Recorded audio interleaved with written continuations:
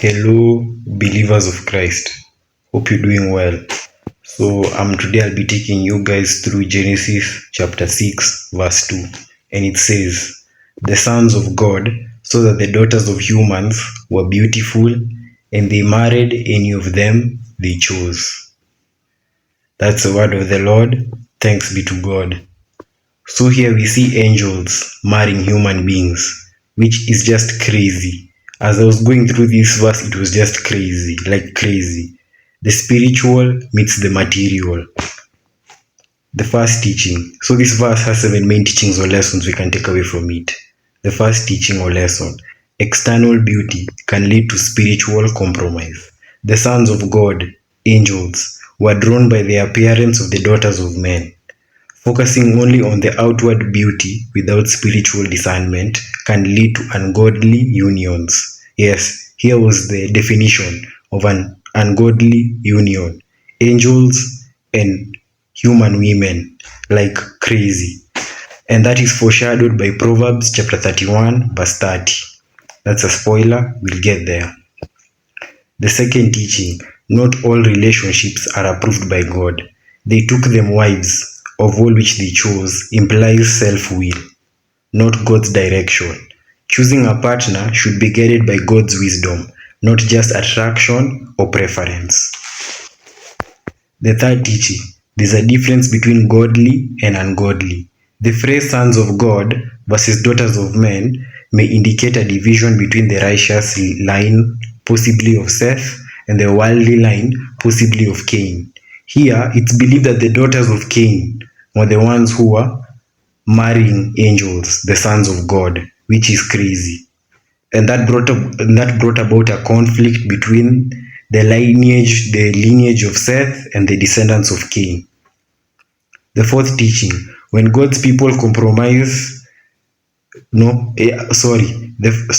believers are warned not to be equally yoked. Yes, believers should not be equally yoked with their partners, as seen in 2 Corinthians chapter 6, verse 41. But here the angels and the human beings were unequally yoked, not meant for each other. Ungodly, forbidden unions were happening. Now to the fourth teaching: when God's people compromise, corruption spreads quickly. These marriages likely led to moral and spiritual decline, which set the stage for God's judgment.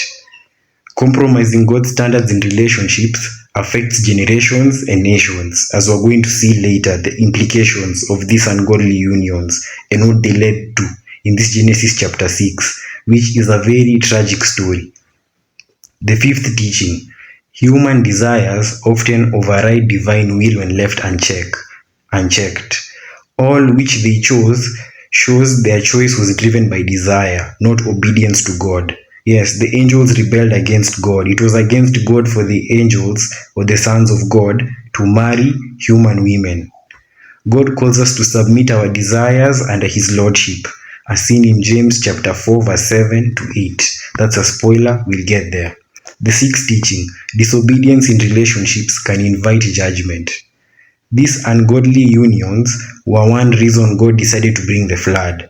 How we choose our partners matters deeply. Yes, these are some of the reasons that led to the flood, as we're going to see in the future. Stay tuned, I can't wait. The seventh teaching: spiritual should guide personal decisions, or spirituality should guide personal decisions. This is the final teaching or lesson. This verse reminds us that not everything desirable is righteous. The angels desired women.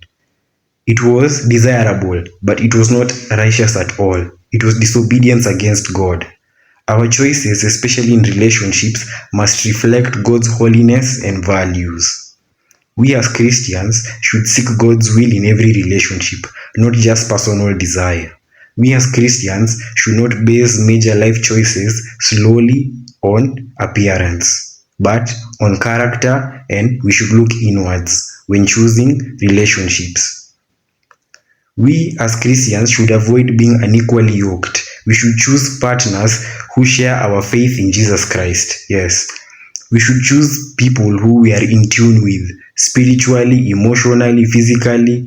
In short, all the alleys, they should be, They should be in sync in all the alleys possible, in a positive way. We as Christians should guard our hearts from cultural pressures that lead to compromise. We as Christians should teach our children to value spiritual character above charm or beauty. We as Christians should understand that personal decisions have generational impact.